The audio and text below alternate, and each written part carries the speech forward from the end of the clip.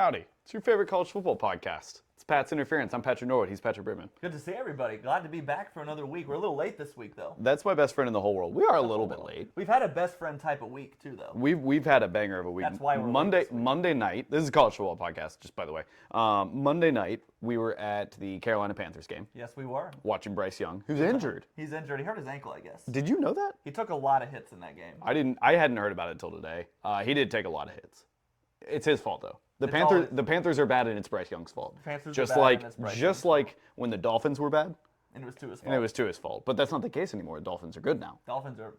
I'm not going to say that yet. But they've been playing Were well. you about to say they're the best team in the NFL? No, I was just about to say they're good. Oh And my gosh. I remember what happened in week 3 last year, which is when Tua got his first yeah. concussion. So Yeah. I'm holding... Yep. And then Tuesday night we had Foo Fighters, Virginia Beach. We went to Foo Fighters on... my first time seeing them, you're probably 15th, but... Third or fourth, yeah. It was around really there. cool. Really cool show. Yeah, no, it was great. It was great. The Air Force Base had like flyovers going, so we had a bunch of like Probably songs. 6 or 7 times throughout the show. Like, Yeah, like a like- different F-15. Like they were playing These Days at one point, which is my brother's favorite song, and a flyover hit right when the chorus dropped, and it was Yeah, it was that was really pretty cool. dope. That was It pretty a really dope. cool show. Had a big week in college football too. We did. Every time it's like, oh, it's gonna be a quiet week. It never is. Yeah, it was. We had maybe let's call it. I think we had maybe 2 what I would call upsets, but 1 really big score. Yeah. Quiet week, but the games that were good were really, really good. Yeah, for sure. And then we're gonna talk about all that. If you don't know, we are on Twitch right now. So you can go to twitch.com/Pat's Interference if you're listening on the podcast right now, or not right now, but for a future pod, obviously. You can join us live on Twitch, and we've got a chat room that is hustling and bustling with all 4 million people watching right now. Oh, look at that! Thank you. Have a chat? Thank you all. Yeah, that's me. You chatted it. Nice. Thank you all so much for watching. Those of you who are watching, we're playing NCAA 14. We have started a dynasty with some pretty difficult sliders that you wanted to mention. I put like, I forgot what it's called, but it's like J something sliders. It's the most researched sliders. It's the one that the hardcore people on the internet say, and we're hardcore NCAA 14. Yeah, we're players, hardcore people for but sure. Just don't watch last week's stream. Don't do because that. we're knocking off some rust. Yeah, we have UAB. We're offensive coordinator at UAB, so we're switching off possessions, and Yep. we're just doing that while we talk football. So thank you for the people that are joining us. Please, as we go along, if you want to comment on either something we do in game, or if you want to comment on something we're talking about, throw it in the chat. We've got it pulled up over here to the side, so we will see it. We will get to it. We will respond to it. Yeah. As long as they, as long as millions don't join like we're expecting. Yeah, right. We're expecting just probably It's like- 50,000. Yeah, today. just like a 250,000. But yeah, so last week we left off. We're 1-1. It's week 4 now. We skipped a bye week. We didn't skipped think a you bye guys week. would We're want to week see a 4. load screen. We're playing Navy, which that means we're going to get like 6 possessions total this game. Yeah, I'm going to go ahead and start that game while I get that going And, while we move on here. And yeah, we played well. Like we put up how many? 24 against Oklahoma? We put up 24. We gave up 48. But again, we're not playing defense. We're not worried about that. And though. we're not going to talk about the fact that I threw a ton of interceptions, like 4 or 5 in 2 games. You did throw a good number of interceptions. Oh, I forgot about the. Yeah, I'm going to put it on catching because we had a lot of drop balls. We had actually an upgrade. Yeah. I started us off at level 1, but we're still going to get a good upgrade from UAB probably after the season because we're not losing again. No, we're never going to lose again. Okay, so week 1, we should start where it started, the beginning. Yeah. Georgia with a 24-14 win over South Carolina. South Carolina actually had a big lead I think it at was one point in this game. 14-3, 17-3. I think it was 14-3 at half, and then they didn't score a point in the second half, which is pretty on pace with what I thought might happen after halftime. I told Jade, I was like, yeah, oh, good, it's raining. Oh, we get the good rain game. Good. I will say traditionally when I played these online dynasties, they're so frequent. I always call it online dynasty. This isn't online, but we're technically broadcasting. So Yeah, I'll stick with technically. That. Usually I will back out of a rain game because it's like 45% of the time you get a rain game. That's but not realistic. I'm not doing that. We're No. not backing out. Okay, it was 17-3 at half. Is the early deficit a cause for concern for Georgia at all? No, because of the way they dominated the second half. We've seen 3 games this year, and Georgia's at times played really, really slow in all 3 games. Yeah. But really my main concern with Georgia is just, you have like hangovers, right? Yeah. And I'm afraid of a hangover with Georgia. I'm afraid that they are going to... I don't think this is a season Georgia goes undefeated. Yeah. I really don't, and I don't. But that doesn't mean that I think they're not making the college football playoff, because I definitely think they are. Their defense hasn't lost a step. But I forgot how slow also, this quarterback is. also a lot of their competition did not look great. No. Even the Tennessee game is the one that everybody circled on the calendar, and now it's not looking as great. We'll get to that game here in a minute. But you have written down here, if Georgia doesn't three-peat, it will be because blank. I want you to answer first. I think, in my mind, it would be because, I'm calling a direct snap to the running back. I would think it's because Carson Beck isn't quite what Stetson Bennett turned into for him. He's been good. He's not a 29-year-old. Right. Yeah. He's not a 29-year-old, but he's been okay. He hasn't played badly. He hasn't, blown the lid off of anything, but they haven't had as good of play from the quarterback position. And so that would be what gives me the most pause as far as the offense goes. Yeah. I think it's you're moving the ball quite well on this drive, by the way. Yeah, so I will say that last week I didn't have some TV settings correct. We're playing this on his TV, and I had some settings messed up, and we had a lot of lag. So I can't make that excuse this week if I'm throwing turnovers. No, you can't. That is gone. Everything is exactly how you should be playing the game. I think out of the big three schools who have had a quarterback change, quote-unquote big three, touchdown, between Georgia, Ohio State, and Alabama, Georgia's been the most solid at quarterback, but still not great. Yeah, absolutely. And I think that would be my reasoning as well. I think it's just the quarterback play. He's not bad. We're not saying he's bad. Yeah. What we are saying is he's not quite there. I don't see the championship caliber quarterback that I think Georgia's kind of got used to seeing at this point. I like what Carson Beck has done, but all of their tough games are going to be stacked up right at the end of the season. Yeah. Because they don't play Tennessee till later in the year. I think they play Florida. Florida, I guess technically should be ranked now, but they didn't play a ranked team till November last I looked, and now that's sort of changed because Florida might end up being ranked. But right. They're not going to be tested until late in the season, and their quarterback play hasn't been quite. Stetson Bennett is a lot better than anybody ever gave him credit for. Yes. And since you're playing, I'll move on to our next game. See, what we just had was a team that did not play so well in the first half and then dominated the second half. And then on the other hot side, we have a team that played pretty well in the first half and then came up really flat in the fourth quarter. Yep. And almost got beat, and that was Florida State. Yep. Barely beating Boston College, 31-29. They were winning the game. I never felt like they were going to lose that game. No. Up right until the end, and then you go, oh wow, they might lose this. They gave up 2 touchdowns and didn't score themselves. Yeah, it was the last time that. I should have checked out of this. This was a bad call. You got RB. I forgot how bad our quarterback is. I think. I think the bandana game for Boston College at any point is going to give a team fits. Yeah. And I think that happened. I did not mean to hit that. I think that happened a little bit during that game. Is the sort of Chestnut Hill voodoo kind of got to him. The bandana game is awesome, by the way. That's one of the cooler college football traditions, I think, and no one talks about it.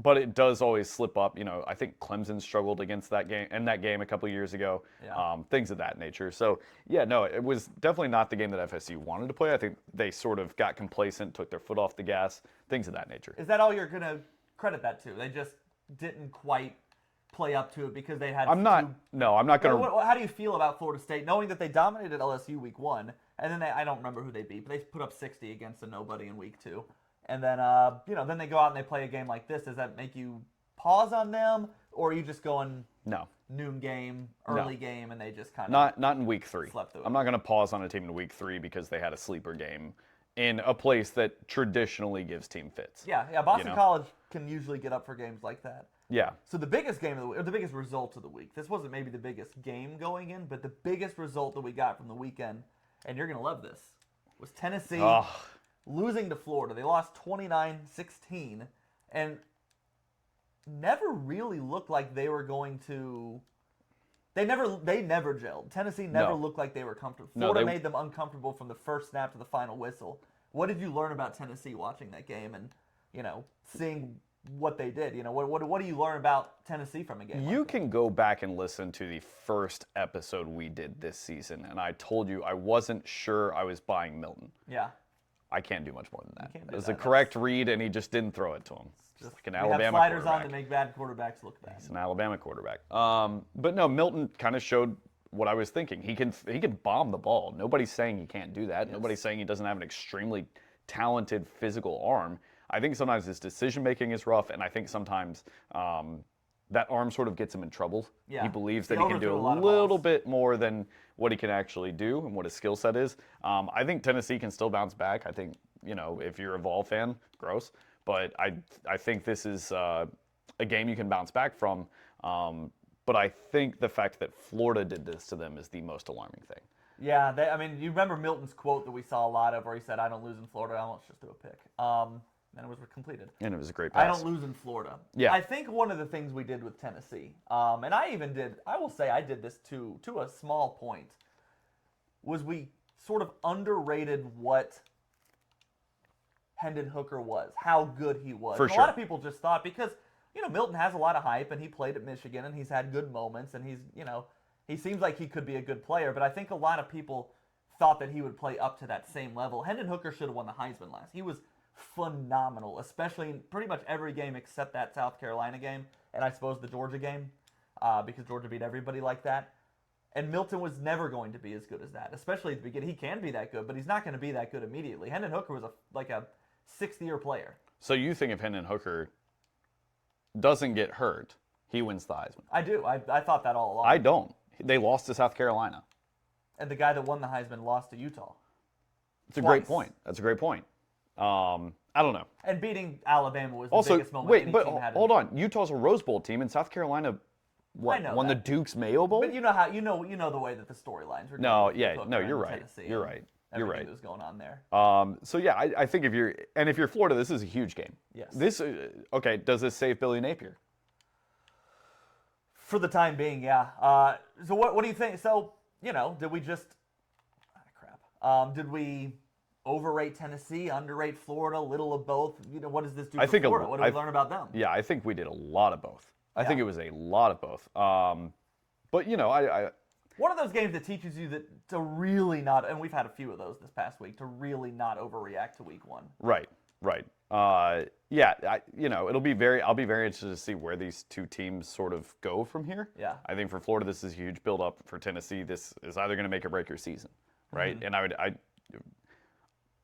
if I put away my bias, I would hate to watch that happen for that fan base. But with bias, I hope they win 6 games this year total. Do they put Nico in at some point this season if we keep seeing this from Joe Milton? I don't think it will ever get to that point. I don't think they're going to get to that point this year. Is it because Nico's too young? Because all we've heard about is his talent and how talented he is and how he's got such a great arm and he's such a good decision maker and he's the flashy and he's so cool. And I don't know that they're going to take out Milton to put in a true freshman. I don't know that Milton's been that bad yet. Yeah. I don't think it's been what DJ Uiagalelei was doing for Clemson a couple years ago and some other players we've seen bench. He hasn't been atrocious. He wasn't great on Saturday.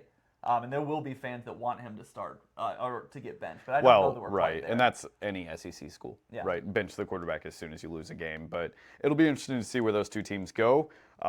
You have Washington destroying Michigan State. Mel Tucker's fired. I assume that's what you wanted to talk about here? No. We talked about Mel Tucker last week.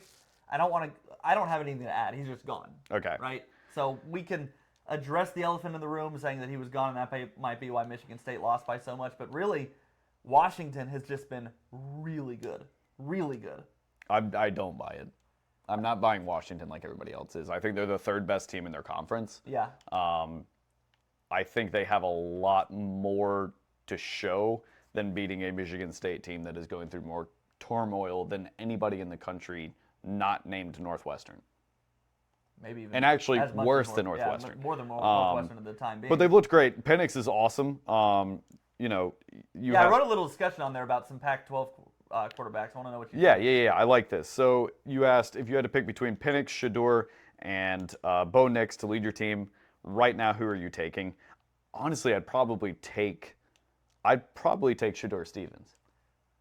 Sanders. I do that every time. You must know somebody that's like. Oh my gosh! I think that's the 4th consecutive podcast. Gosh, dude! I'm bad. I'm sorry. No, I'd probably be taking Shador, but honestly, okay. What type of game are we talking? Is this the national championship? Because I'm not taking Bo Nix. Real quick, look at where that ball was spotted. Yeah, I don't know how that's not 6. I mean, this is a 2013 video game, but now it's 6. Okay, there we go. Attaboy. Yeah, no, I'd probably take I would go Penix. Stevens, Sanders, Penix, and Nix in that order. Is probably what I would do.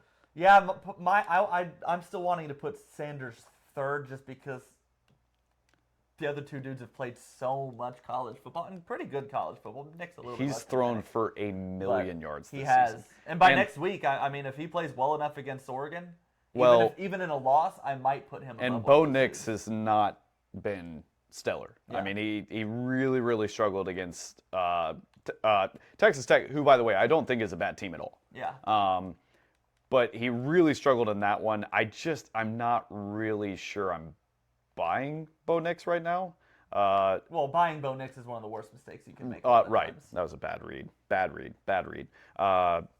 But yeah, I don't know. And Penix has been great. I haven't seen enough of Washington play this season. Obviously, I've seen all the highlights, but again, who have they played? Yeah. See, I think Washington, for who they've played, has played really well. And I asked the question, has there been a more quiet team that could be a contender this year? And I think there's one team that I'd say has been, ooh, look at that perfect placement on that ball.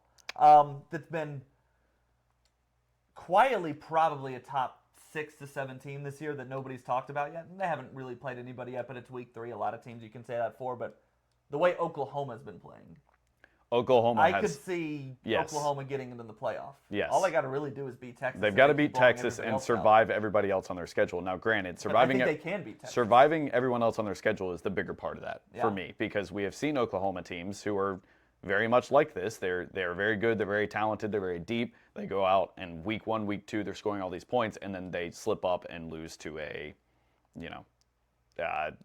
Houston or a Tulsa or Oklahoma State or something like that. Now, Dylan Gabriel's playing the best quarterback of his career. He is. He's had plenty of time to master it. He's been awesome, and they blow him out. Washington blows out Michigan State. Another blowout. Let's move on to the next game. Would be and I didn't see this one coming. I don't think either of us saw a blowout coming in this one, but LSU absolutely destroying. No, Michigan I definitely didn't see that. I cannot believe how lost. It should have been a pick.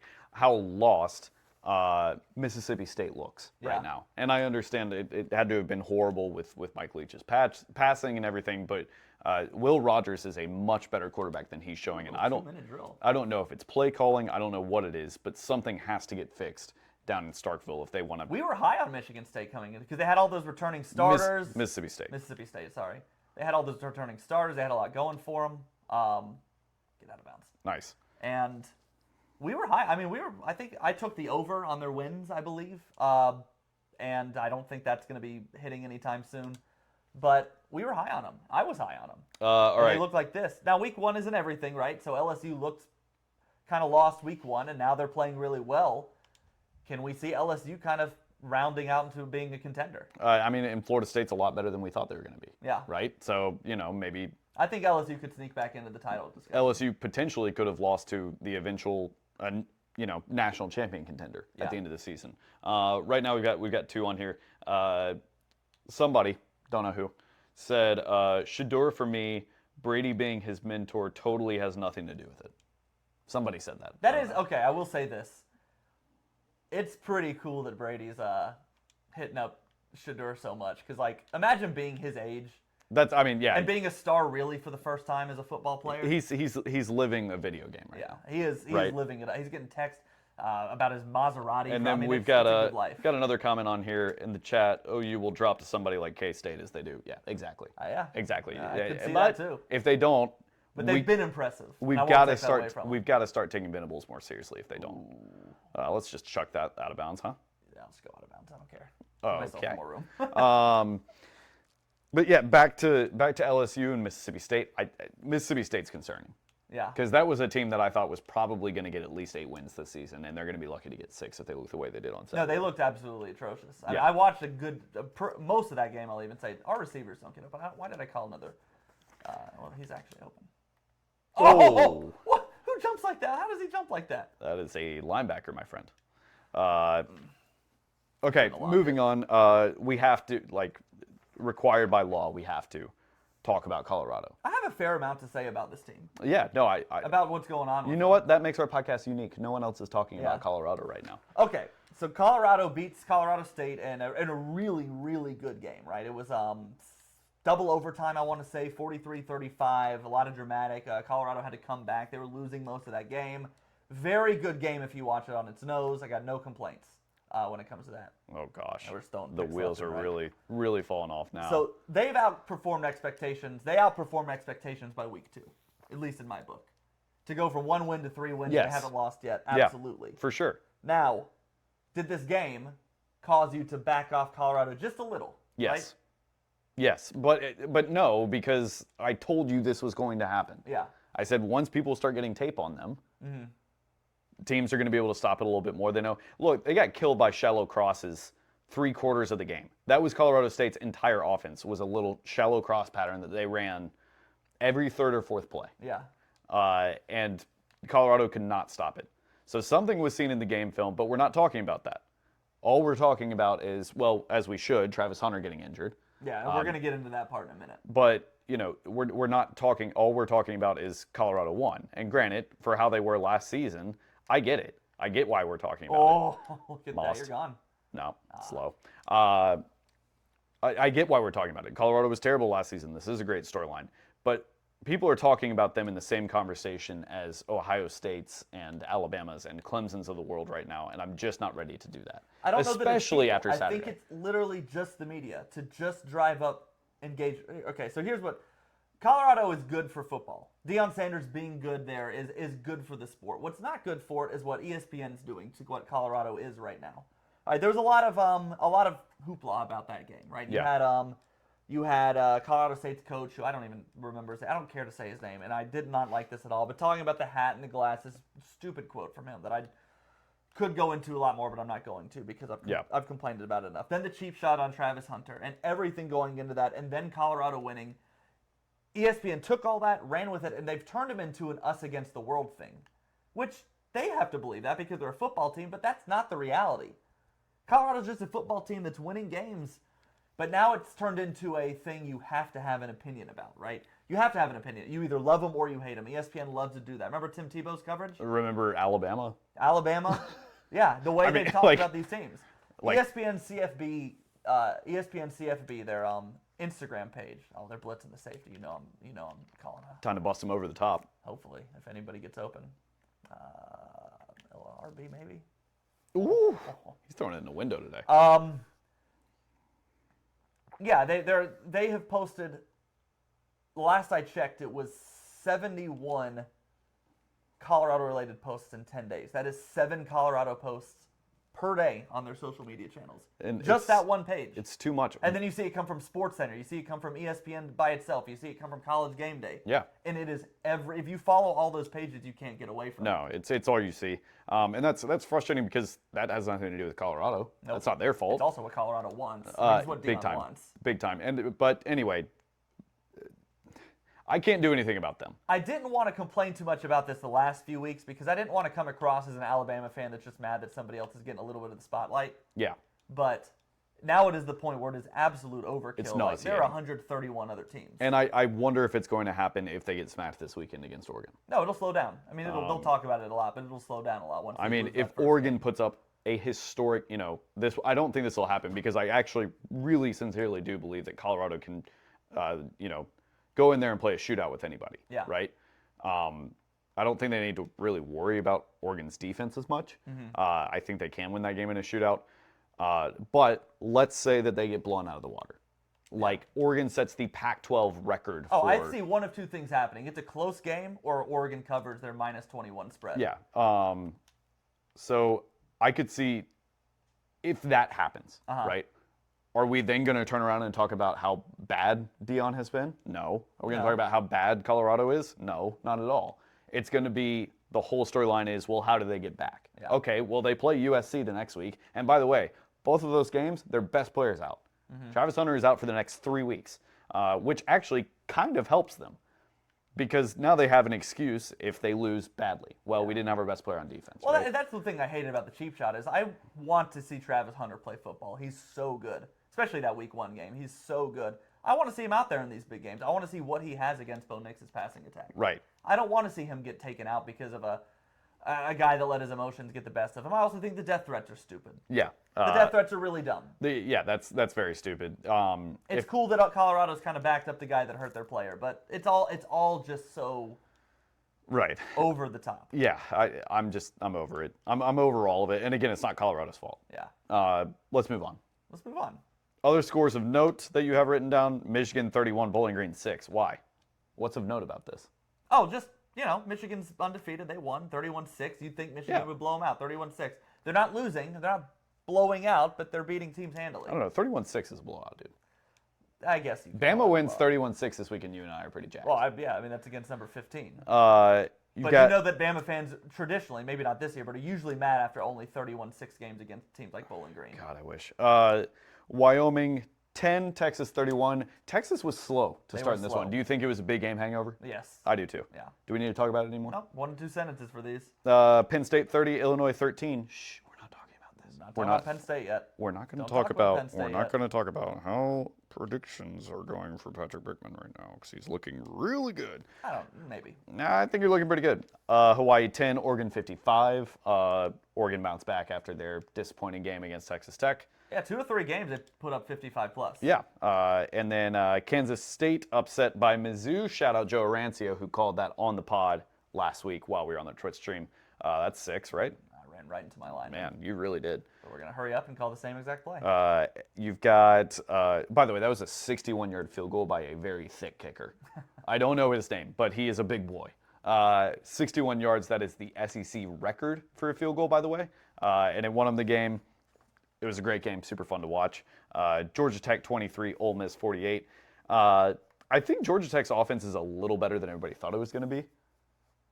Their quarterback is King from Texas A&M, who transferred out. Haynes King. Yeah. That's their quarterback. They're a little bit better than people thought. They need to put in Zach Pyron, former Pinson Valley legend, Zach Pyron. Wow. State champion. I was wondering how you were going to loop that back in. I was like, how do we know this person? A good little quarterback I used to cover in Birmingham, but I don't know if he's still at Georgia Tech, but I know he was there, and I was hoping he'd win whatever competition. Yeah, Jackson Dart looked great. Ole Miss's pass rush looked great. We'll talk about that a little bit later on. It makes me mad how good their defenses looked with Pete Golding, but we can get into that later. Let's grain of salt and all that, right? Mm-hmm. And then let's see, Oklahoma 66, Tulsa 17. Talked about them a little bit. Talked about that already. Sorry. Minnesota, I can take over since you're looking at the game. Minnesota 13, UNC 31. First game that I feel like UNC hasn't exactly played to their opponent. Drake May looks terrible again. Yeah, he has. I'm ready to say he has looked terrible because if you were going to give me this, Drake May is the best quarterback in college football. He's better than Caleb Williams. He looks better than he has to play like it, and he hasn't played like it not even one time. He hasn't played like a Heisman. No. He's played like a 3-0 quarterback on a pretty good team. Yes. Yeah. Northwestern 14, Duke 38. Look out. out. You ready for me to loft something? Look out.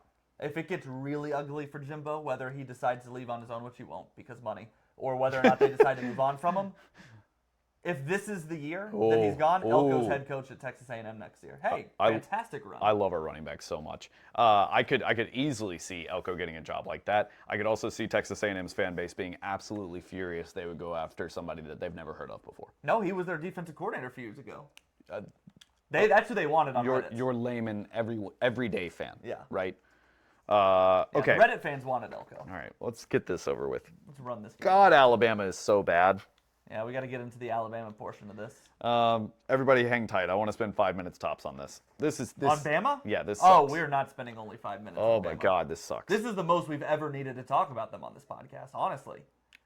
This is the most people want to hear us talk about them. I think... I don't know what to make of the game. Look. Remind people of what happened for the people that didn't watch Bama USF, because that's most people. Okay, Alabama put in Tyler Buckner. Started him. He was awful, and he had one bad pass his first drive. He actually had 2 completions his first drive, I think.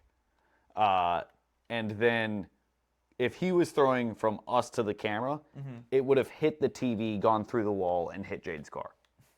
It was awful. It was as bad as He not was just at terrible in Alabama. every language. It's not just as It looked for like he was Alabama. throwing with his non-dominant hand. It is as bad as I've seen a quarterback play for any football team the last 20 years. Yeah. Like, it was that type of bad. He was throwing ground balls. Outside. He was throwing ground balls on out routes. He was overthrowing button hooks. He actually made a beautiful deep ball that got dropped, which... Yeah, he threw his best pass was dropped in the end zone, and that was his last pass of the day, which you hate to see. Take it with a grain of salt because we always talk about how terrible Alabama's receivers are and they drop all the time. You can expect one drop a game, and they have had one drop a game since this season started. No, he was as bad as I've ever seen it. He was 5 of 13 for 35 of 14 for 34 yards. Yeah. So then towards the end of the first half, they put. Let's call something Simpson. weird, by the way, on here. I just want to start calling weird stuff because we're up so big. Yeah. This is what I usually do. Oh wow, I would never attempt this. Yeah, play. no, me either. Fumble Normally I immediately. wouldn't. Ooh. Oh my gosh, our running back is good. Yeah. So they put in Ty Simpson after because we don't need to talk about Buckner anymore. He's no longer a factor at Alabama. No, I don't even think he could. So they put in Ty Simpson, who was uninspiring but not flat out awful. We'd been waiting to see him in a game situation that mattered, right? Because all he's ever really done, he was a true freshman last year, and really all he did was hand off the ball. And he got hurt in the spring game, but he was the former 5-star. He's the one that most of the fan base wanted to see win the job in the fall. Yeah. I myself included. I wanted to see him as the 5-star, as the blue chip, come in, beat out Milroe with all his struggles, take that job and run away with it. He never did. He comes in the game and he was pedestrian. Yes. And that is being generous. He was 5 of 9, 73 yards. He had a good throw to a tight end. He had a throw to a tight end. He had a throw to a tight end you and I could make. I'm tired of people acting like it was a great throw. It was down the seam, and he was wide open. And it looked nice, but it was down the seam, and he was wide open. He got sacked a ton. Some of the offensive line, some of his fault. Mostly the offensive line's fault. That being said, those two dudes play. Okay. Yeah, sorry. Go ahead. And then Milroe gets named the starter. Okay. No, wait. Yeah. Because we're doing the annoying Alabama fan thing that pisses me off, and it's pissed me off all week. Running game was incredible. Defense was outstanding. Period. Well, I've got that. I'm getting there. New sentence. I'm getting so then why are we talking about who our quarterback is next week? I'm recapping the game and why there needs to be so much discussion about Alabama, right? All right, go ahead. So we got the quarterback. And that's where we do have to start. We have to. This discussion on Alabama starts and ends with us talking about quarterbacks because that's the main storyline. Great. Between Tommy Rees and Nick Saban, the two dudes that are in charge of making that decision, I want you to give a letter grade to how they handled the quarterback situation. F. It's F minus. It's terrible. F. It's as badly as I've ever seen something handled at this school. Hey, let's go ahead and give the guy who we want throwing the football, by the way, just the worst confidence issues of all time. That's a drop pass. I'm going for it on 4th down, by the way. Go for it. That not only does that rattles your entire team, a lot of people have a conspiracy theory, which I'm starting to buy into, that the team just sort of gave up on the game as a sort of an FU to the coaching staff. And if that's the case, I don't really blame them. They had the guy that they wanted. If everybody was that sure that he was the guy, then why in the world did we make this change? Look, I know he wasn't great in the Texas game. We were also calling for the change, but the coaches are the ones that see him in practice. And if he can go out and play this bad, we were wrong last week. Yes. But we're not the ones making the decision. So I'm not going to sit here and be like, well, I wanted. No, I didn't want Buckner if that's what he is. Yeah, right. Or Simpson.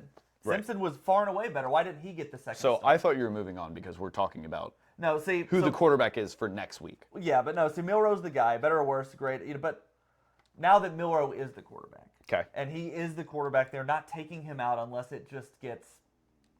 And then you put in Lonergan, right? Or I would think. Saban came out today and said Simpson's the backup.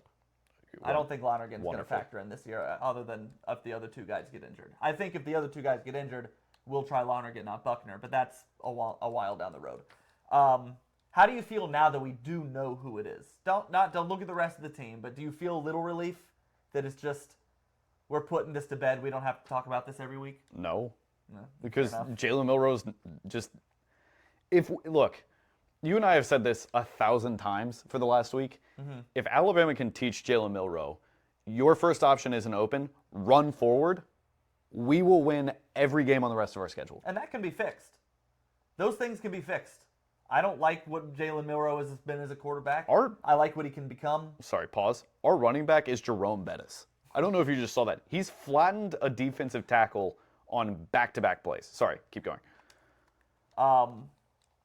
Yeah, no, I have a little relief that we don't have to talk about it anymore, but And well, now, and that the team can focus on one guy. That's really the big thing. how is that not a touchdown? I'm also a little miffed because we're hearing a lot of stuff now of, okay, well, now we're going to start calling plays for Jalen Milroe. Well, why weren't you doing that during the Texas game if he was the starter? The play calling won't change, I promise you. The play calling is the play calling. This is the tendency.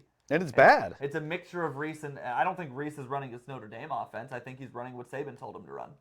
Which is bad. Which is bad, but I don't think it's changing unless Saban goes into him and says, I was wrong. We need to talk about Alabama all the time because that's the best drive I've put together this season.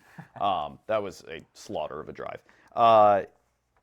Yes. I'm trying to score one more time. Look, I genuinely think Alabama can win every game in the season every game on their schedule for the rest of the season if they can teach Jalen Milroe not to throw interceptions. I don't think they can do that. Yeah.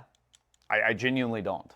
I have yet to see a college quarterback where it's just, fixed it. He doesn't throw picks anymore. If he throws picks, he always throws picks. So you wanted to, you did mention Roydell, you mentioned Dallas Turner, and you mentioned the defense pretty much overall. Yes. And I will give props there, but we're not here to talk about who played well against South Florida at Alabama. Why not? Because it's South Florida. We shouldn't be surprised that Dallas Turner had a good I'm not game. surprised.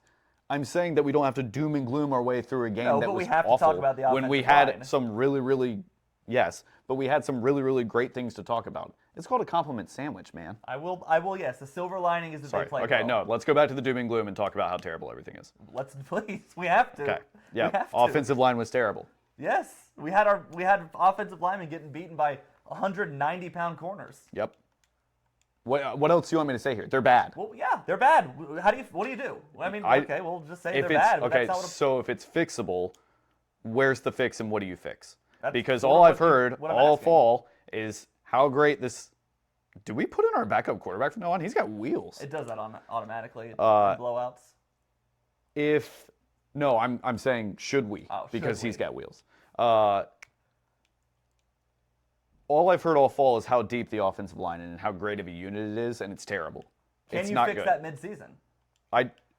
Okay, so here's where I'm getting confused. If we can, why haven't we? I don't think well, I mean, it's week 3. We're still figuring out what the team is, but now here, I'll ask you very, very specifically then, if that's what you want. Do you take out Proctor? Yes. Potentially kill his confidence? Sure. Is it all his fault, or is this just... I don't think it's all his fault, but I think there are several plays you can look at and say it is definitely his issue. Tell me it's Nick Saban's fault that he's hiring coaches that are playing guys that aren't ready. That's sort of what I'm asking. Like, Yeah. is it Saban's? How did we get to the point where we're complaining about our offensive line in a 17-3 win over South Florida? My issue isn't even the fact of we're playing guys that aren't ready. It's that we're not switching guys out when they're clearly not ready. Proctor looked terrible against Texas. Now, I can't really speak to MTSU because Yeah. that game was such a beatdown that I don't really think it mattered who they played on the offensive line that day. But the issue is not switching guys. Because We're switching quarterbacks, yeah. but we're not going to switch our offensive line. That makes no sense to me. Because there was also several times the other day where Buckner or Simpson were holding on the ball for far too long. Yes, absolutely. And that's not an offensive line's fault. Simpson. Simpson does that a lot. Yes. That's one of his problems. But I think, I think you have to make a lot of shakeups, a lot of adjustments. There was a unit of an offensive line that they had an iteration of an offensive line about 3 weeks before the season. You remember this? And then it came out from practice that Caden Proctor will be the starter, and we've moved, He's now a tackle. He's now a guard. This is our center, right? Center's been awful. Center has by far been the worst position on the offensive line this Yeah, we season. can't even find a center to snap the ball. So, they're bad.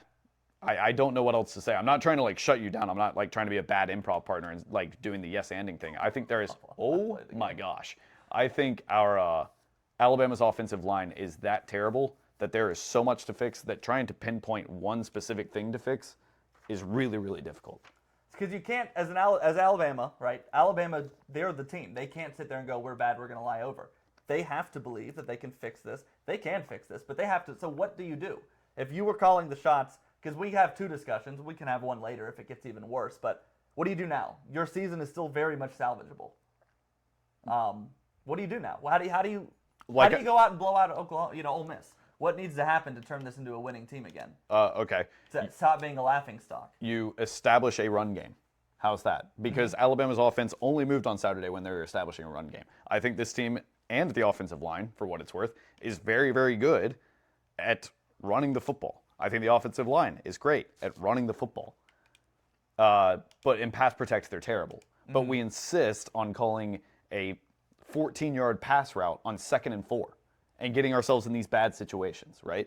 So I think it's play calling. I think there has to be an establishment of the run game to get in a rhythm to then throw the ball, right? You have to make people believe you're going to run the ball for it to work at all in the first place. So I think it's play calling. You have to shake up the offensive line. Like I said a minute ago, whatever that iteration was in the spring or in the fall, in fall camp, right when you got there, go back to it. If you thought it was good then and you changed it and it didn't work, and I understand why you changed it. Maybe things were looking great in practice and people have regressed, right? Caden Proctor's a true freshman. I'm not saying his career is over, okay? But if you replace him or you rotate him in positions where he's comfortable so he can get used to playing a game like this, then I think that's a better route from here on out than just hoping he fixes himself. Yeah. Does that make sense? That makes perfect sense. Did I satisfy the criteria? I think you did. I do think that there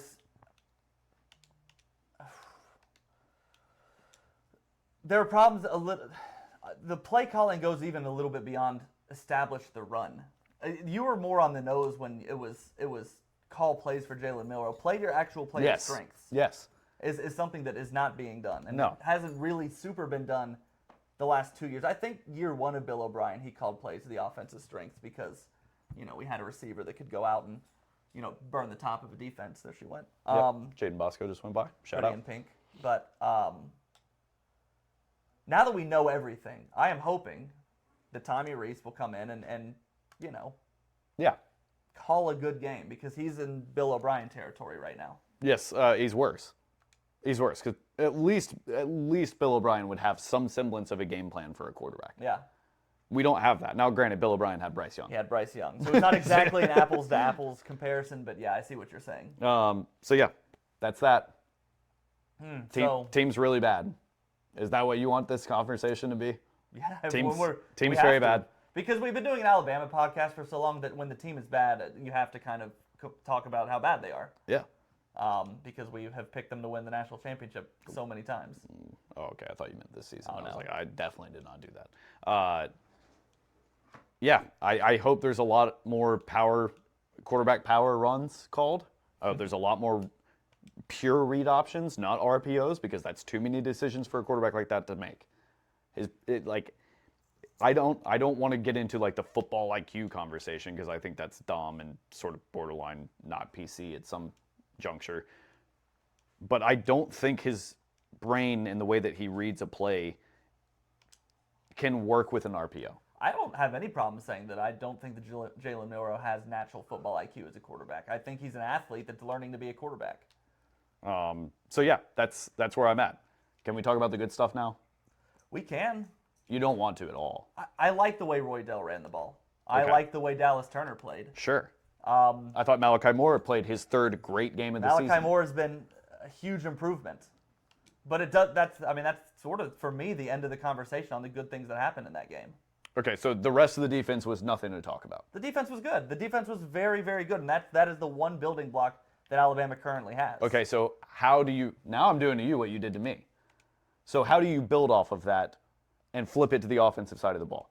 How do you get an offense to go off of that rhythm with the defense? Because teams do that all the time. Don't be afraid to do what you're good at. Don't be afraid to. That's 6, right? Yes, finally, we got a long play. Hey, good job. That was a great play call, coach. Needed an actual Great play good call, coach. Yeah, I mean, if I was Calling Bama a laughing stock is a bit harsh, says somebody. Forrest. I mean, turn on any national talk show right now, honestly. Turn on Josh Pate, turn on Feinbaum, turn on College Football Live, whichever your favorite one is, and listen to the talking points. There are very few people that aren't parading right now saying that, Nick Saban's lost his step, and it's fine. He has. I mean, Paul Feinbaum pretty much said everything except he has Alzheimer's and is dying today. If you think if that's hyperbole, go read the quote. Essentially, that's what he said. It's like when you went to visit your grandfather and you could tell he lost a step. Mm-hmm. That's what he said about Saban. Also, and I guess my main pause on crowning the defense for what they did was they did play well, but the only player that was maybe as bad as Tyler Buckner in that game was USF's quarterback. And they played okay. I'll give them a passable grade against Texas. They were on the field for 4/5 of the game. Alabama's defense. It was, or the first half, not the game. Yeah. They were gassed, exhausted, and they gave up 3 points the entire game. That's big. I don't care who you're playing. But I'd rather talk about how they did against Texas. Like, if I'm going to look at what they are right now, because we're playing a team that's similar to Texas and Ole Miss. And the main problem I still have is how easily Texas was able to take the top off the defense, which started with Caleb Downs. So if Caleb Downs has improved over the last 2 weeks, because he's been through some lumps. He hasn't been atrocious, but he's had some pretty embarrassing 3 or 4 plays that if you put those on a loop, he would be embarrassed. He has good plays too. Yeah. But he gave up 2 touchdowns against Texas. He got ran over in the USF game, which is a little bit overstated by a lot of people right now. But I'm afraid of what Jackson Dart will be able to do throwing it deep. And everything else from the defense I have enjoyed. I've really liked the way the linebackers have looked. My favorite thing, and this is, so if we're going to grade the court, I'm going to start a whole new, and it's going to lead into the defense. Wait, please. I have some points to make before I get into what I want to say All about right, the defense. go ahead.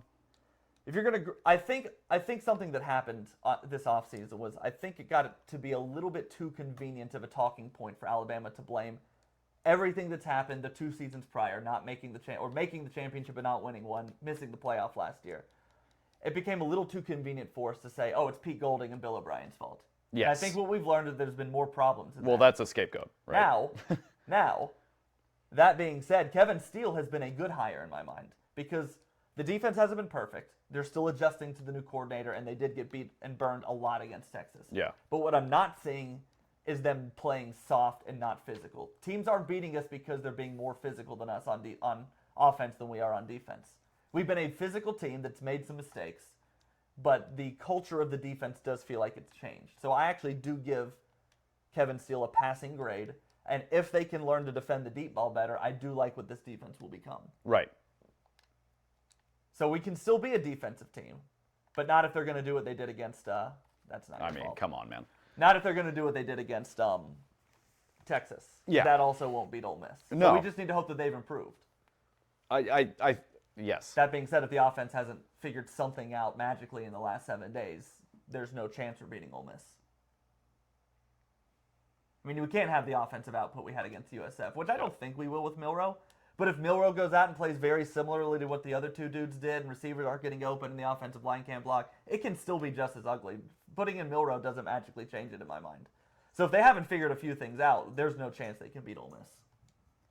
And that's sort of the hopium we're having to hold on to is that they have. They keep blitzing. I gotta call another.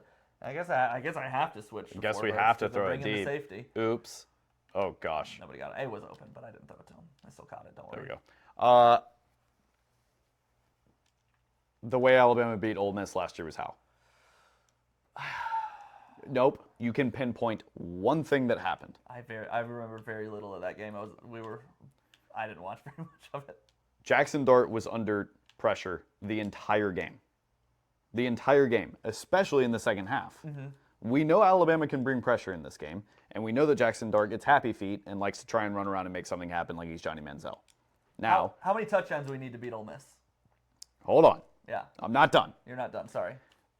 I think that if Alabama can apply that pressure, get that pass rush on, make Jackson Dart have to make quick decisions with Alabama's defensive backfield, which I know you're not high on, but I think Malachi Moore is having, because we have crapped on Malachi Moore plenty. I won't say I'm not high. I'm bullish, though. I'll admit to being bullish right now. I'm high on him. I think he's playing a lot better this season than he normally. Oh, Malachi Moore, absolutely. Yes. I'm talking more Terry and Arnold getting a pass interference every time the ball comes his way. Yes. We also have Kool-Aid McKinstry, who has one of the best pass drop rates in the country right now. I think if you force Jackson Dart to make a quick decision because you're blitzing or you hit him enough, and this game's on the road, I think that is a huge win for Alabama.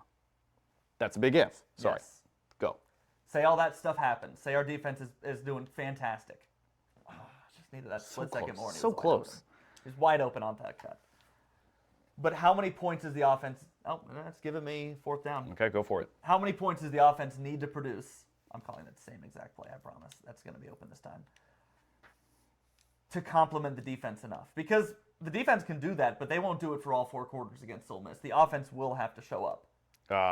The offense has to score 28 points. Did you see that? Yes, I did. That was rough. That was the perfect check down. He was going to get the first down. 2003 game, the running back wasn't looking. 2013 game, I mean. I would say 21 points at minimum, and that's if Alabama's defense plays its absolute A+. I'd said 28. You said 28? Yeah, but I think they can. I think they can. No, you don't. Stop saying that, because you don't. I do think they can. I've been more optimistic the last few weeks than you, but I have to call out the team when they're being bad and when they've been as atrocious as they have been. Last week was as bad as it's ever been since 2007. I was about to say, stop it. No, it isn't. Since pre-Saban. No, when we talk Bama, we don't talk before Saban anymore. It's been too long. We're about to. Hey, heads up, bud. As someone who is on the other side of this, we're about to. Mm-hmm. Because the person who's usually highest on Alabama in the world that I know, down in the dumps. That's it. It is pretty dumpish right now down there. You're entering Valhalla, my friend. It's okay. But That's I do all right. think they can. I think they can play the way they play. No, Alabama's 6-6 seasons are really fun. You have been saying for weeks that they're losing 4 games this year. Yeah. Don't act like I'm the only one down in the dumps and you're the only optimistic one. Look, that's how my sunny disposition and my constant optimism in college football is why people love I me on have this yet podcast. to say they're going to lose 4 games. I'm still not even there. I think it's ridiculous when I see people saying they're going to go 7-5 still. There's too much talent on that team in my mind. I do feel like they're going to figure it out. I'm worried that they won't figure it out in 7 days. I'm worried that they'll figure it out after that second or third loss.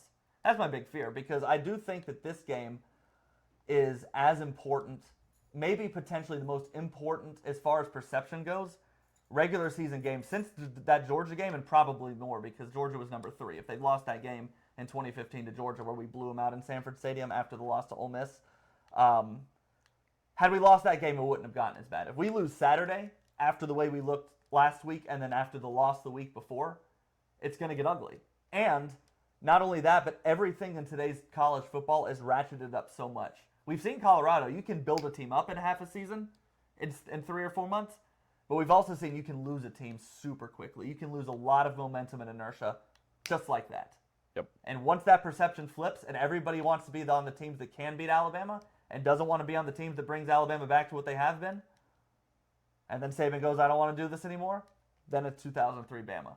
So I'm just holding on to hope that, College football is cyclical, mm-hmm. right? We say this all the time. That sort of cycle has been extended for Alabama. We're getting into this discussion now.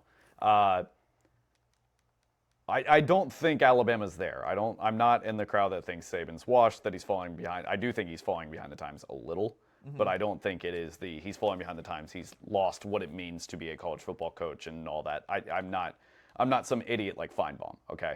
I'm not some absolute moron, some bald loser like Feinbaum. What I do think is what we have said ever since after about the 2017 season, which is this dynasty is in its twilight, right? Mm-hmm. This could be the last year. Last year might have been the last year if you think about it. But I'm not ready to say that just yet because of a poor performance against a very, very good Texas team, which, by the way, I had Quinn Ewers winning the Heisman back in August. Absolutely. So we knew they were going to be good. And in a game where they were clearly experimenting with some things on offense against USF. I'm not ready to just mash the panic button there. I think we're a lot closer to the end than I did before the season started. Yeah. But, they're still recruiting very well. Nick Saban's still the coach. I wouldn't say that I'm not willing to say that they're in the twilight and the dynasty's probably as we know it is done. It's more that I'm not willing to accept it. Oh, really? Yes. Oh, I couldn't tell. I'm not ready to start talking about Alabama like they're a team that's going to be that's a great ball. 7-5, 8-4, even 9-3. I'm not ready to be there yet. Yeah. Oh, it's almost okay. See, we've got the camera and it's blocking the clock exactly where I am. I didn't realize it's almost halftime, so we're gonna. Oh, my bad. I didn't realize you didn't. You haven't been looking at the clock. A little bit, but I have been, just having to do this, and I haven't. That's a headline. I wasn't paying attention. That's a headline. ESPN is putting a headline out that says, Birmingham offensive coordinator, quote, I wasn't really looking at the clock. Forgot to look at the clock. Okay. It's like, who was the NFL player that didn't know you could have overtime? I think it was Donovan McNabb. They tied. No, it wasn't didn't know you could. Sorry, I messed that up. They didn't know you could tie in an NFL game. I think that was McNabb. That they tied a game, and then he said, I didn't even know you could do that. But I don't want to say it's McNabb if it wasn't. Well, yeah, we're not going to slander Donovan McNabb on this podcast. That's just not who we are. Okay. Can we move on? Bama's going to go 8-4. We both agree on that? Yeah, I'll say one more thing. I think the most likely thing that happens is not that they figure it out and win a championship, and also not that they won't go 6-6. I think it's probably going to end up being their worst season since 2007, and there will be a clean house, and Bama will be right back next year and win another championship. Next year? No. I've got less confidence in next year than I have the rest of this year. I threw that last part in. I was kind of capping a little bit. Because next year's schedule is a nightmare regardless of who we have we have on, Julian on the Sayin roster. coming in, and that's the hope I'm holding on to. Yeah, okay. All right, let's move on. Can we talk about the rest of college football? Yeah. Brandon Boatman says, definitely was McNabb. Okay. Wasn't or was? Was. I thought so. Forrest wants to talk about a little Notre Dame Ohio State action. He yeah, says, so we got to pick the spread, and Okay, I hold do on. want to spend Hold on. a good while on there. kind of feels like Notre Dame should be favored against OSU. Are they not getting enough credit going into this game? It's at Notre Dame. They've looked better than Ohio State this year. I think his preseason polls is the only reason, and the money that's going to go in on OSU. Because yeah, I would almost agree with him. It should almost be a push. Kyle McCord's looked not great against okay competition. And it's still him, not Devin Brown. I believe so. Okay. I actually don't know who ended up winning that one. Yes, Kyle McCord definitely won the job. I don't know if they made a switch. I don't know if they went full Alabama or just Alabama light. Look at that. That's a ball. That's a ball. He just For those listening on the podcast, I just threw an absolute dime that got dropped about 45 yards down the sideline. I think Sam Hartman's looked great against very below average competition. And I think Kyle McCord has looked very flat against average competition. Yeah. I think Sam Hartman's and Notre Dame are a little bit more established. I do think they're being a little overlooked in this one. I will not be surprised if Ohio State wins. No, I won't be surprised if either team wins. But Hartman has been the best player in this as far as the quarterbacks, but then on the other side, you always have Marvin Harrison Jr. who could go off. I mean, it's going to be an interesting game, but it's at Notre Dame. I don't know how much of a home field advantage Notre Dame brings up. So anytime I say something's at Notre Dame, I never really. Yeah, it's not. They don't really have the home field advantage that other teams do. No. It's comfortable, but you're still going to hear your audibles most of the time. Yes. More often than not. Yes. Oh, look at how wide open that is. Oh, That was a perfect hot. that's on me. That's That on was a me. good I hot should have read, caught. though. Hot route. I should have thrown it earlier. That's on me. Yeah, I'll take in that one. I'm going to take Notre Dame. I think Notre Dame's going to win by. I think it'd be really fun if they won on a last-second field goal. And then, by the way, because I mentioned this on last year's pod, but not this year's pod yet, I'm doing it right now. First down. How fun would it be if USC Notre Dame was a game that decided who went to a college football playoff? That would be fantastic. I think that would be so much fun. Who you got? You taking Notre Dame, Ohio State? Who you got? Who you like? What you thinking? Should we disagree just for the sake of disagreement? Because we don't do that on this podcast. I'm probably going to still take Ohio State. I'm fully there for Notre Dame as they're a very top 10-ish team. Okay. I haven't backed off of Ohio State enough yet to go Notre Dame yet, which will probably be a mistake because like my head is telling me that Notre Dame has been the better team this year. Just pick them. But I'm not going to listen to it. I'm still going to take Ohio State. That's a ball. That was a really good throw. Okay, you're taking Ohio State. All right, LSU is a 17.5-point favorite over Arkansas in the battle for the Golden Boot. Arkansas's been bad. Arkansas's been disappointing. They've been disappointing. They've been bad. They lost to BYU last week. And I think LSU's figured out their swagger. I am going to KJ Jefferson, we believed in you. I'm We taking all believed in you. that little move. By the way, that's a America's Next Top Model quote. Shout out yeah. Jade, who's upstairs. We all believed in you. Hopefully listening to the How America's dare Next you. Top Model quote that I just gave her. Probably not, but that's okay. Love you anyway, Jay. Yeah, I wanted Arkansas to be better. They're not. I think LSU is going to just absolutely run over them. But here's the thing. I thought Mississippi State was going to play well against. I'm always wrong about LSU. I bet he's blessing. He is. Well, they're the ultimate chaos warrior. Yeah. They're the agent of chaos in college football. That's a recurring theme on this podcast. It's how often, whatever I say LSU is going to do, the opposite happens. I think the entire country's that way. Maybe. About LSU? Maybe so. Burrito Supreme. Florida State is a 2-point favorite over Clemson. Clemson's looked a lot better since you and I saw them. They have. On down the road in Durham, North Carolina. They have looked better. I don't think they've looked great. They haven't looked like what Clemson should look like. They played Chuck South, and you and I could at least throw for 50 against Chuck South. Yeah, that's sort of where I was going. That's Charleston Southern. Yeah. I think Florida State will look to make this game the sort of, hey, last week was a sleepy game. We're actually a very good team, and I think if you're Dabo, that's very bad news for you. I think a big reason Florida State slept so much is they were looking ahead to Clemson. I could also see Jordan Travis throwing 4 picks because he thinks he's that guy, and Clemson winning by 20. I've done everything I've just said about LSU. I could also say about Jordan Travis. Every time I think something on him, I'm wrong. Yes, big time. Big time. I am so excited for this one. I am so excited for this game because I think it's going to be a ton of fun. Yeah. Utah is a 6-point favorite against UCLA. UCLA's looked pretty good. Cam Rising's back for Utah. Cam Rising's back. I can't get a pulse on this one. Chip Kelly's had the same sort of quarterback flippity flop. Yeah. The past couple weeks, he's also Chip Kelly, so I trust him a little bit more with an offense than I say just to throw a name out, Tommy Rees. Yeah. I like Utah in this one. I would love it if this was Utah's coming out party. Hey, we're back. We're still here. By the way. Yeah. I think that would be awesome because I think that makes it fun for Utah, Colorado, Utah, USC. If those games happen, I think those games are going to be a ton of fun if Utah is good. Yeah. If Utah goes into those games undefeated or with 1 loss, I think it's going to be awesome. Speaking of Colorado, because we have to, because it's college football, and if you don't speak about Colorado in a college football podcast, they take away your license. We couldn't podcast anymore. Yeah, that'd be true. The FCC would come after us. Okay, Colorado. By the way, I've got Utah. I don't know if I ever spoke up because I was. I have Utah as well, and I think they're going to win that game. And I think UCLA's gone to Dante Moore now, and he's a true freshman. Yes, he is a true freshman. I know that, but I think they've gone to him kind of full time now. Yes, and he's not exactly DTR. And I just threw a really, really bad pick, and I'm very, very sorry. That's all good. I have not been good since my first drive. I don't know why I do anything other than run the ball in this game. That's my favorite type of offense, and I insist on not doing it. By the way, the podcast recorder just completely quit like 30 minutes ago.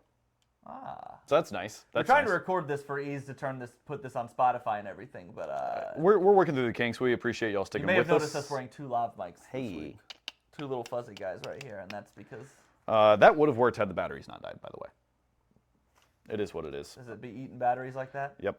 Yes, I reckon so. Okay. I guess it had to provide phantom power to the mics, so it took more battery. That makes sense. Sorry, guys. Semantics, engineering. Both of us are actually engineers, electrical videography engineers. We're very good at it, clearly. Everybody at my work thinks I am. Oregon, well, yeah, you can make video games. Oregon is a 21-point favorite against Colorado. Too high? Too low? I don't know. That's the hardest one. Like I said, I see one of 2 things happening. I see it being a close game because Colorado's got everything going for them right now, or I see them just getting exposed. Chat, what do you think? Oregon, Colorado, who are you taking? I won't even say that. I will say, no, I will say that because I really do see a very realistic world because it's Bo Nix in a big game. So he's either going to look like Brett Favre or he's going to look like I have in this game right here on NCAA 14. Yeah, man, I don't know. I think Colorado is definitely going to cover. I'm just not sure they can win this game without Travis Hunter. Look at him stacking the box against our running back. Idiot. I'm taking him on this one. I'm not going to audible out of this. Oh! Almost got to the second level. So yeah, I will take Oregon. I'll take Oregon by 17. To cover. I'm going to take, and I'm going to regret it next week. Colorado to cover, but Oregon. Okay, you are taking Colorado to cover. Yes. Okay, so am I. I thought you were taking Oregon to cover. I do think Oregon will win this. They just have more talent. And their best player is still in the game, unlike yes, Colorado. and without Travis Hunter, I think things are going to be a lot more difficult. While I do think Shedeur Steve, oh my gosh, dude, why do I keep doing that?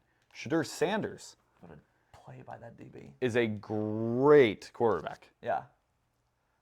He is not the best player on that team.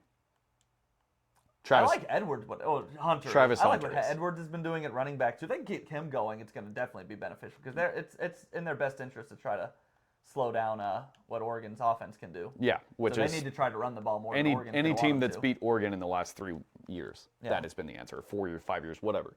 All right, other games you have written down here. North Carolina is a 7-point favorite against Pitt.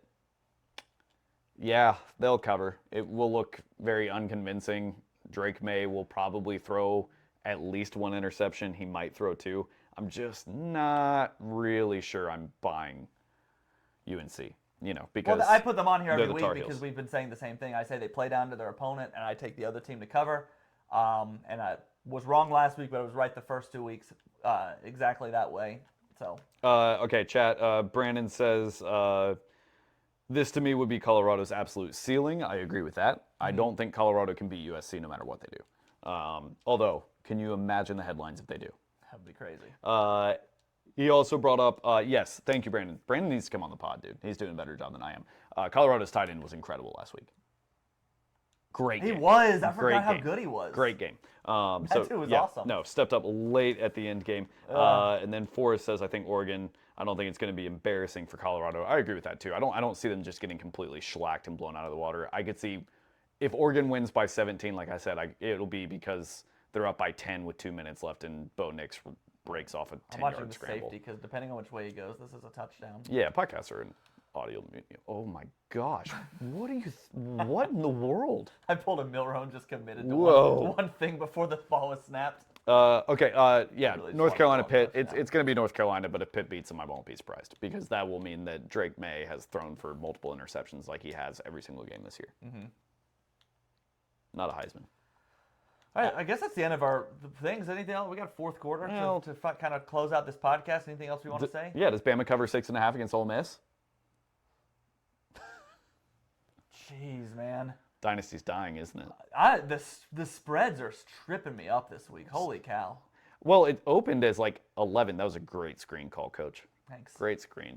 The spread opened at like 11, which is ridiculous. It opened at 11, which felt like an easy Ole Miss hammer. It's now gone down to 6.5, which is tougher because I would right now be picking Alabama to win by a touchdown. Yet I don't want to after all the stuff I just did and as angsty as I got this podcast, like.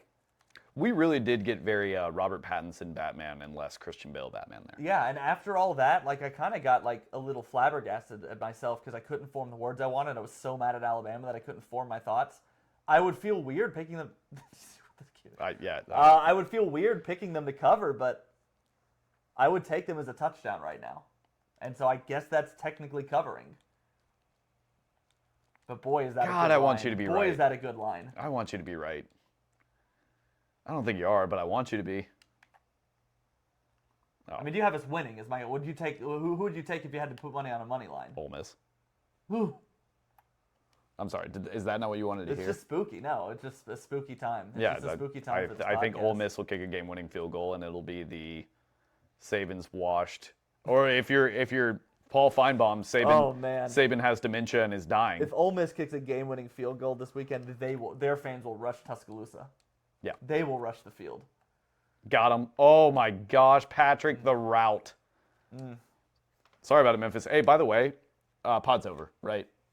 I think we can end the pod here. Can you look at the time for me? I feel like people want to finish watching this game. No. I know. I said the podcast. The podcast. We're on a Twitch stream. It's all the same thing to me. Grandpa, you're here on our couch. Podcasts are live to me. You're just like Nick Saban. Just old and decrepit, just like Paul Feinbaum says. Sorry, the more I'm thinking about that quote, the angrier I'm getting. Mm-hmm. Like when you used to visit your grandpa and he had lost a step. Well, okay, Paul, because your grandfather was alive in 1821. And Paul's a spring chicken, though. I don't know, man. I'm just. I hate seeing you this upset about it. I'm showing off for the camera a little bit, but that's not like you at all. It's an odd season, so it's not the script. I don't know what the script writers were thinking, but it's not the script I thought it would be. I think the script writers said, hey, let's just make sure all their NFL guys play really well. I think what the script writer said is this is going to be another 2015 season where 3 weeks into the year I'm going to have tummy aches, and then we're going to win the national championship. I don't think that's happening at all. I don't think it is, but I know they can, and so I'm going to believe that they will. I would really like for us to make a New Year's Six bowl game and win it. I'd like us to figure it out and play like we can. Got him. Oh! That's I'm throwing dots right now. One of the best routes in the game. If you get single coverage on it, it should be caught every time. Also, the way our quarterback has been throwing the ball today is he's settled in. He's winning the team a good bit. I think it's only been that one overthrow that you had in the end zone. All right. I had one more. All right. I mean, not that you had, but that it did okay, I got you. Yeah. That it forced upon you. That was an ugly And then run. I guess I had one deep route that did that. Chat, what should I call a run play or a pass play? You get to pick. And you've got 34 seconds. Run, pass, run, pass. Jade upstairs said pass. Jade said pass. Anybody run, pass? There, we got it. Outside Pass. zone and then a pass. All right, and then Jade said pass. We got to go pass. Outside zone. Outside zone. Force thinks he's the actual offensive coordinator. Telling us the exact the exact. Got him! Oh no, he got held up! All right. You almost snuck that through though. We should have run. You're on the dot. We should have run. Do I go 5 wide here? Do I go full hardo? Yeah. Yeah, I think so. Come on. Good call, coach. Remember what Memphis said about us this week? I do. Yeah. They said that our coach was old and Trent decrepit. Dilfer's a lot happier with us than he was in the Oklahoma game. Yes. Well, we said just trust us. We know what we're doing. Oh, we dropped it. There's nothing I can do about that, chat. Nothing I can do about it. Perfect throw. All right. Well, we have to watch the field goal because if we don't watch it, he's going to miss it every time. Super. You can have a 99 overall kicker. Our kicker's kind of good. Makes you miss field goals. Bat. It's a thing in this game. Cash. He's automatic from that range. I'll even watch the extra points in big moments because the game will force you to miss them so often. Let's see. I got a minute. I'm going 5 wide the whole time, baby. We're going to score. If you're okay. So here's another thing I wanted to bring up with you, and we should be podcasting for this, but we're not. Why is it in back-to-back games Alabama's opened up with 3 run plays for like 14 yards and then just decided, oh, that was good, let's throw? Hold on, I'm going to finish this play before I perform that. Oh my gosh. Ah, yes, let's go. Because Tommy Reese has now shown that when he gets in his head, which I think he's been doing, he is the coach that will give up after one either unsuccessful or just no gain of a run play. And then we have to... The offensive play calling in the Texas game specifically was so obvious that it felt like you knew what he was going to... We were calling successfully a lot of them during the game. Hey, he's going to be open, right? If I just throw it under a little bit, yeah, he blitzed. Well, but he didn't throw it! It's also that terrible... That animation, I couldn't get it out when he was open. Why does he play action, man? He was open, but it was still playing out the animation, man. Somebody says verts. I'll call verts. We have on the 10. We have an option run. We have a verts. I'll go verts. Oh, I hate this so much. It's touch. It's 6. I thought he was running straight. Just immediately threw a pick. I realized he was the cut route. Oh my god. Oh man, Dilfer's not happy anymore. Give me this. Chat. We got. Okay, it's verts. It's verts, right? Yeah. Oh, this is the dumb one. We have 550 yards of offense. Oh gosh. Oh. Now you got another couple to go. Oh, we got a few plays. I think I'm gonna call someone down to the corner. I would love for our quarterback to have a full-on Jalen Milroe day. What I think he can be. Texting on the stream now. I think what he can be for the season, by the way. Yeah. Is what our quarterback's doing right now, which is 400 yards, 4 touchdowns, 2 picks. I think Jalen Milroe can do that. Now, whether or not Alabama can win games with that is up to the defense, but that's a terrible pass. That was so dumb. That was the pass that ended Brett Favre's career. Throwing one way, throw the other way. All right. I think he can be that. And I think Alabama can win with it if their defense will hold up. But Milroe's going to win the damn Heisman. stop it. Stop doing this. This is what I do. The moment I get done talking about it and realizing how dumb I sounded, I go, I'm Cash. a fan. Like, this is... 6. Oh, I wanted it. All right. Then I go, we can still win it. And then I just get hype again. All right, Hey, that's 2 wins, by the way. BYU's what, 3-1? that would make us now 4-1. And Wait, 4-1? Oh, it is week 5. week 5. Because we had the bye. Yeah. And we're going to be ranked here pretty soon. I'm going to... Just another day at the office for old Quincy Radar. Thank you guys for joining us. This was a good one. Yeah, this was fun. I mean, Alabama's really bad at football. That's They what are. we established this pod. They are. Yeah, good. But not hopeless. That's what I'll end on. Bama's bad, but I'm not calling them hopeless yet. Can we make that the tagline Who is today? this we, dude? Can we make this the tagline today? Like, can we say we're in agreement with that? Fine. Yeah. I'm pulling up the schedule so you guys can see who we play next week, and then we'll And then we'll sign off. bounce. Yeah. I always hated the way they did the schedule here. They never make it easy to find your schedule. No, they don't. But I just found it. Thank goodness. So why UAB schedule? We'll go ahead. We'll go show you guys. Yeah, give it to them. All right. When you guys tune in next week, we've got an SEC matchup against Mississippi State Oh. after the FAU game. So that's going to be a good one. Yeah. But beyond that, thank you guys so much for joining us. There's no natural way to close these out, but we love you guys so much, deeply and profoundly. Deuces. Have fun this weekend. Bye. Don't drink and drive.